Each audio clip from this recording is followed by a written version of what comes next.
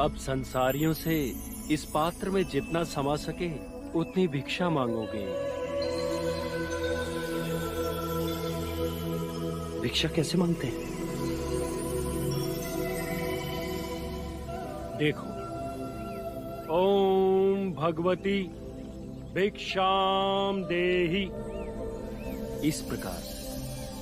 आओ।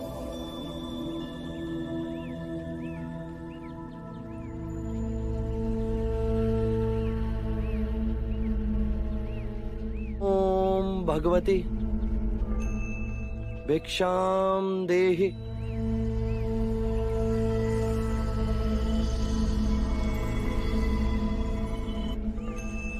सुखी भवन्तु।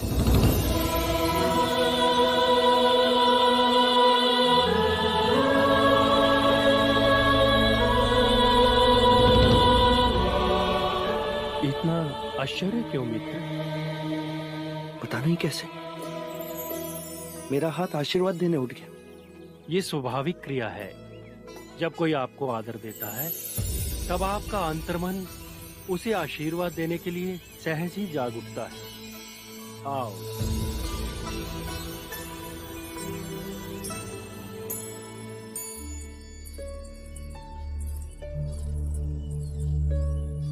यशोधरा, क्या हो? तुम आज फिर भोजन करने नहीं आए? महाराज भी पूछ रहे थे। अब भोजन की रुचि नहीं रही माँ।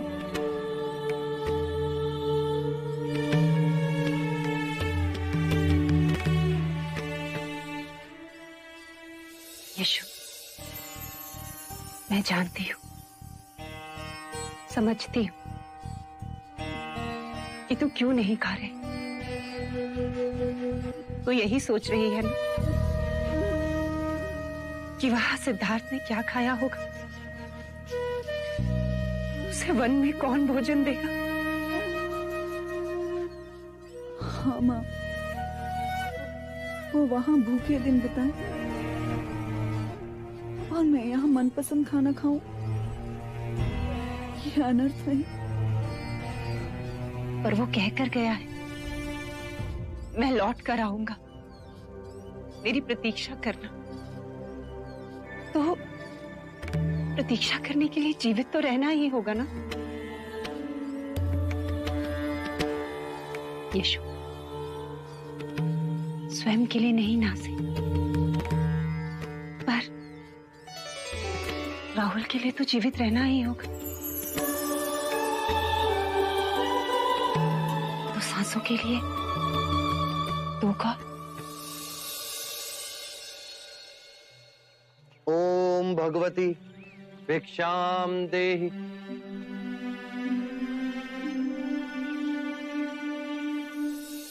सुखी भवन्तु। मैंने पहले कहीं आपको देखा है।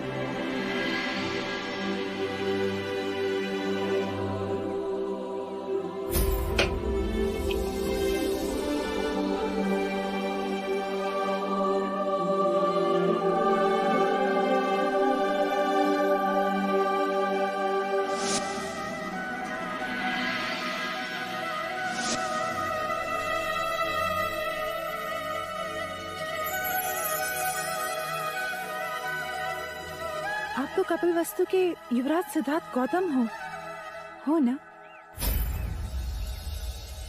शाक्य युवराज सिद्धार्थ गौतम? मैं आपके विवाह में देवी आम्रपाली के साथ कपिलवस्तु आई थी, पर आप भिक्षा क्यों मांग रहे हैं? भीतर चलकर भोजन करिए। देवी आम्रपाली ने जाना तो बहुत क्रोधित होंगी वो मुझ पे। देवी, मैं युवराज नहीं, भिक्षुक हूँ। मेरा भीतर जाकर भोजन करना उचित नहीं। मुझे क्षमा करें, आश्रम पहुंचने का समय हो चुका है।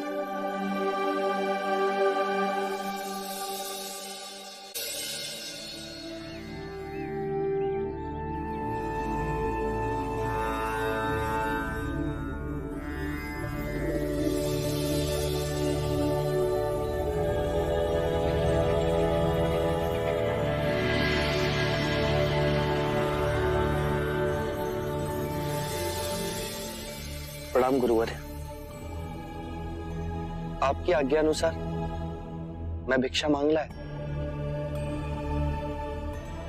तुम स्वयं भिक्षा मांग लाए हो? अर्थात तुम्हारा स्वाभिमान अब तुम्हारी साधना में कभी बाधा नहीं डालेगा।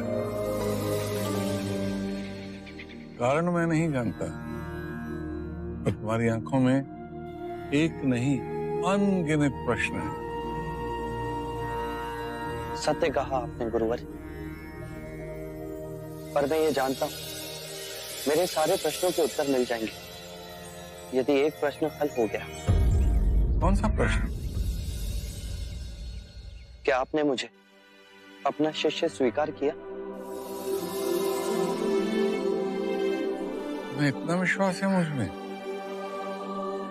मुझे बाहरी ज्ञान पर विश्वास नहीं। वेद पुराण मैंने पढ़े, पर वो ज्ञान किसी और का, स्वयं की अनुभूति नहीं। और उसे जानकर भी मेरे प्रश्नों के उत्तर नहीं। अर्थात वो ज्ञान मेरे लिए अपूर्ण है। जो शक्ति मनुष्य के भीतर है, मुझे उसका अनुभव करना है, और वो केवल ध्यान मार्ग से ही संभव है। और ध्यान से समाधि योग तक का मार्ग आपके चरणों से गुजरता है। आपका मार्गदर्शन मेरे प्रश्नों के उत्तर बनेंगे। विचारशील है तुम्हारी जिज्ञासा ही तुम्हें समस्त जीवों के कल्याण का मार्ग दर्शाएगी। पहले भोजन कर लो, फिर बात करेंगे।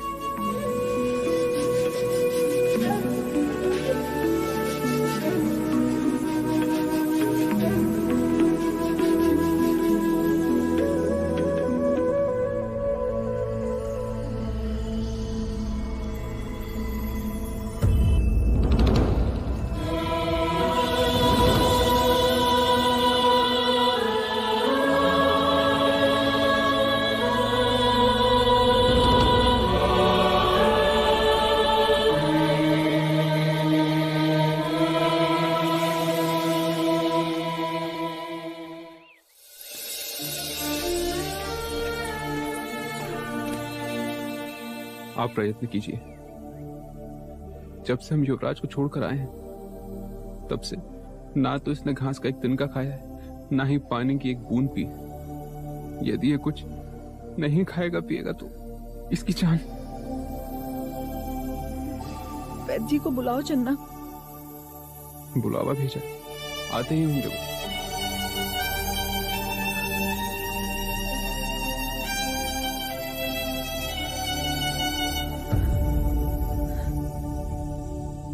तुम्हारी तरह मुझे भी कुछ खाना पीना अच्छा नहीं लगता, पर माँ कहती है जीने के लिए खाना तो पड़ेगा ही। लो।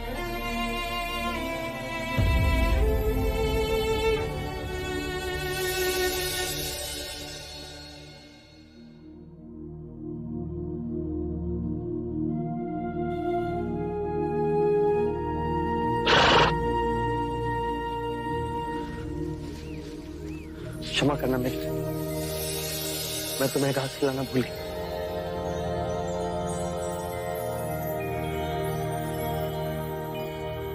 ध्यान का समय हो चुका वत्स। जी अभी आए। गुरुवर, क्या मैं इस अश्व को कंटक कह के बुला सकता हूँ? तुम तो रिश्ते नाते तोड़ के आए हो, नए संबंध बना रहे हो। इस अश्व को देखकर मुझे मेरे कंटक की याद आ गई। इन्हीं स्मृतियों से मुक्ति पाने का नाम ध्यान।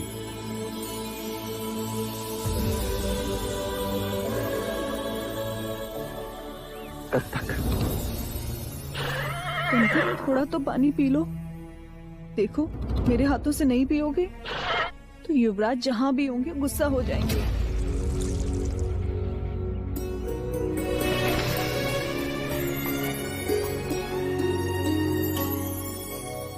ले पानी पी ले कंटक।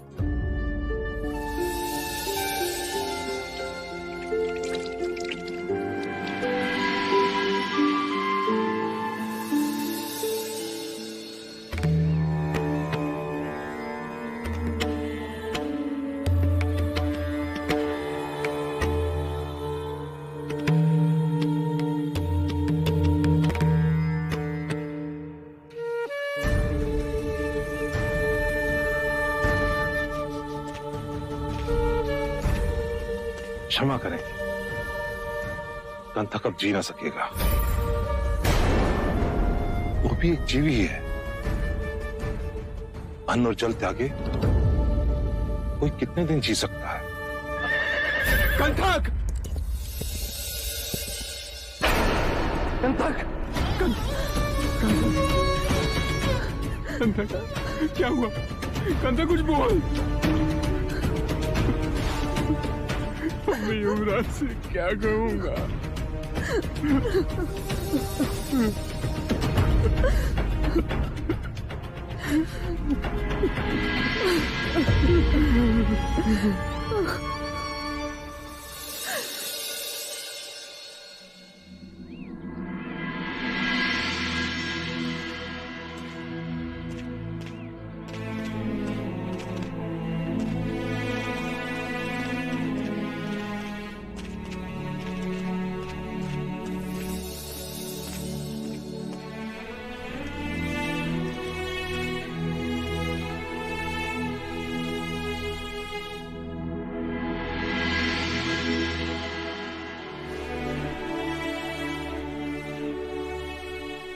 इसने पशु होकर सिद्धार्थ के स्नेह को पहचान लिया, परंतु हम उसके मूल्य को नहीं पहचान सके। वियोग में इसके प्राण चले गए, परंतु मैं अब भी जीवित हूं। स्वयं को संभालिए भाई महाराज। क्षमा करें महाराज, पर कपिल वस्तु के प्रजाजनों का एक निवेदन है आपसे कि आप शीघ्र युवराज को ढूंढ कर लाइए महाराज, युवराज को ढूंढ कर लाइए। इतनी पीड़ा युद्ध से ना हुई महाराज जितनी युवराज के जाने से हुई। ऐसा लगता है जैसे सारे कपिल वस्तु के प्राण ही चले गए। महल से शहर तक सारी प्रजा अचेतन हो गई है। यूं लग रहा है कि जैसे रात से पुण्य चला गया हो महाराज, पुण्य चला गया हो। आज सबको वचन देता हूं, शीघ्र मैं युवराज को वापस ले आऊंगा। अब बहुत देर तक ये अंधेरा नहीं रहेगा कपिल वस्तु में।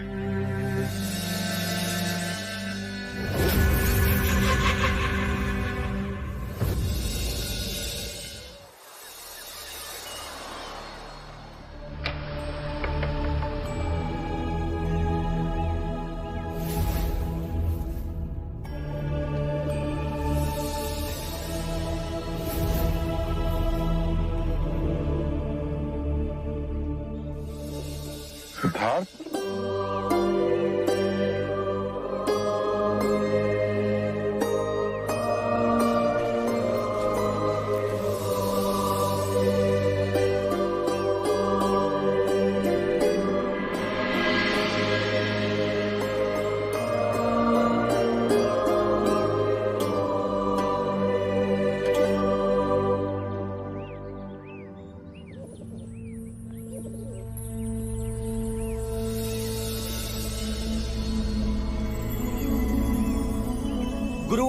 गुरुवर्य,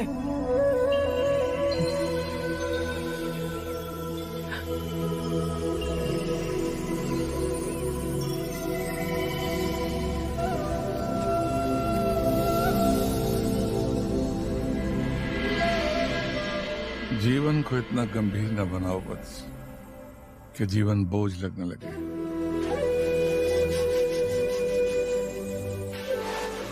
कल पूरी रात सर्दी में तुम ठिठुरते रहे। शिष्यों की कुटिया में क्यों नहीं गए?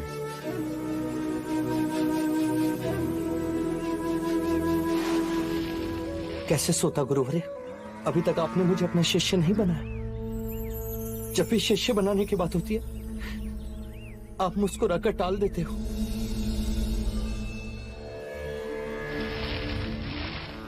शिष्य अपना गुरु स्वयं चुनता है। गुरु तो केवल संकेत पड़ता है कि जो व्यक्ति सामने है उसमें शिष्य बनने की योग्यता है या नहीं? तुम जब से यहाँ आए हो मैं तुम्हारे लक्षण देख रहा हूँ, तुम्हें परख रहा हूँ। आप मुझे जितना चाहे परख ले, आप मुझे जिस कसौटी पर उतारेंगे मैं उतरूंगा। बस आप मुझे अपना शिष्य बना लीजिए। ज्ञान की खोज में इतने प्यासे आए यहाँ, लेकिन जो तीव्रता तुम्हारी प्यास में है किसी में नहीं देखी। तुम में वो सब गुण हैं जो एक गुरु अपने शिष्य में खोजता है। तुम्हें दया है, सरलता है और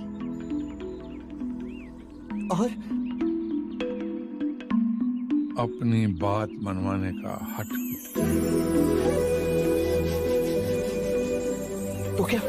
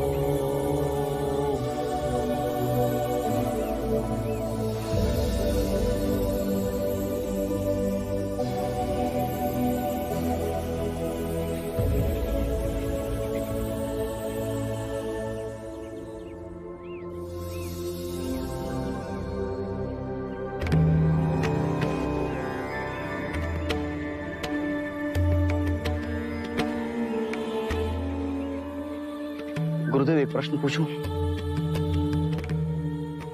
पूछो बस। गुरुदेव मैं अपने मुंह से अपनी क्या प्रशंसा करूं? मैंने कई गुरुओं से ज्ञान की प्राप्ति की, चारों वेद उपनिषद मुझे कंठस्थ हैं, परंतु फिर भी आपने मुझे अपना शिष्य बनाने में पूरा 1 मास ले लिया और इस सिद्धार्थ को मात्र 2 दिन में ही आपने अपना शिष्य बना लिया।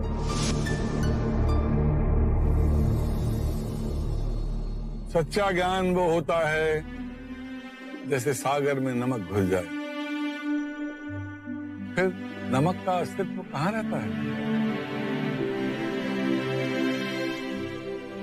यदि मैं इस पात्र के पानी में थोड़ी सी रेत मिला दूं, तो योग के संदर्भ में तुम इसे क्या कहोगे? गुरुदेव ये तो बहुत सामान्य सी बात है। रेत जैसे ही नीचे बैठेगी जल स्वच्छ हो जाएगा और जल पीने योग्य हो जाएगा। मेरा प्रश्न योग के संदर्भ में है। सिद्धार्थ। जी गुरुदेव। क्या तुम इस भेद को समझा सकते हो? जी गुरुदेव, ये रेत के कण काम, क्रोध, मद और लोभ के प्रतीक हैं। जब ये चित्त से दूर जाते हैं तो निर्मल जल रूपी ध्यान प्राप्त होता है। चंद्रपत, तुम्हें तुम्हारे प्रश्न का उत्तर मिल गया होगा। मैंने सिद्धार्थ को 2 ही दिन में अपना शिष्य क्यों बना लिया?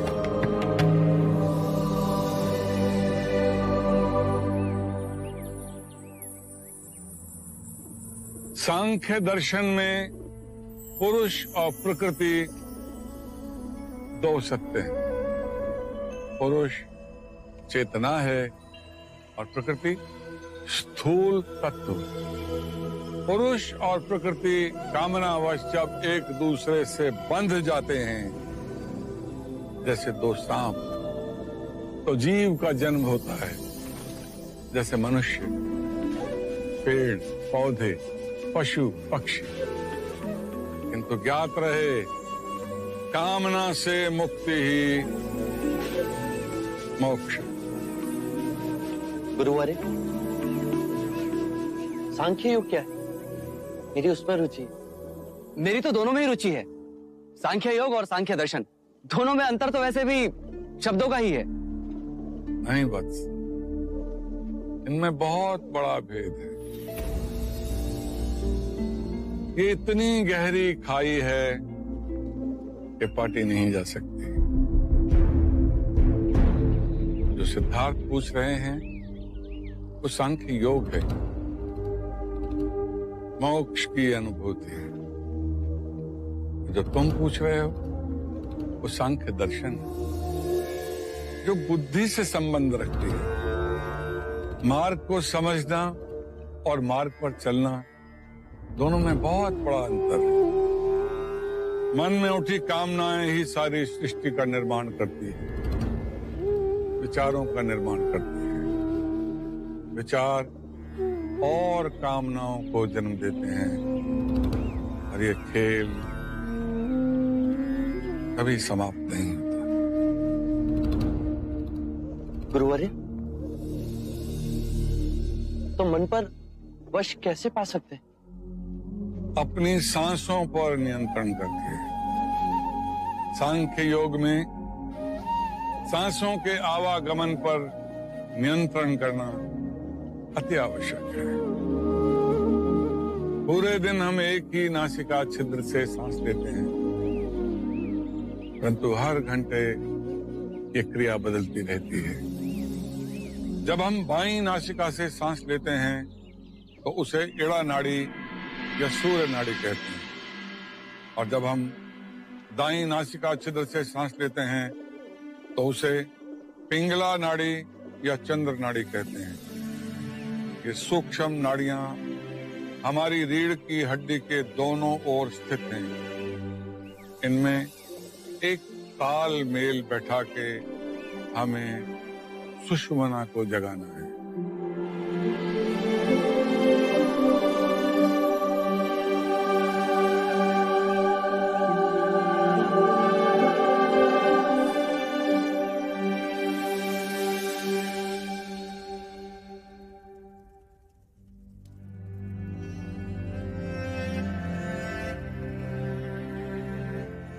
लगता है ज्वर उतर रहा।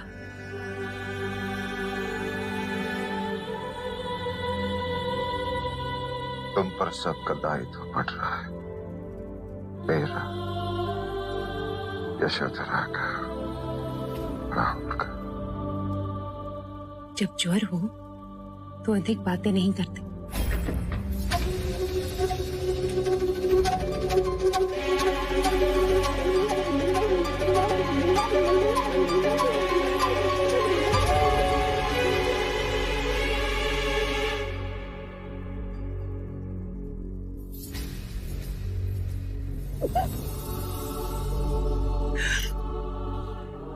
अमिता दीदी, क्या सोचा था और क्या हो गया? सिद्धार्थ ऐसे चला गया। प्रश्न ये नहीं कि ऐसे चला गया, प्रश्न ये है कि कैसे चला गया। अच्छा दर्पणी,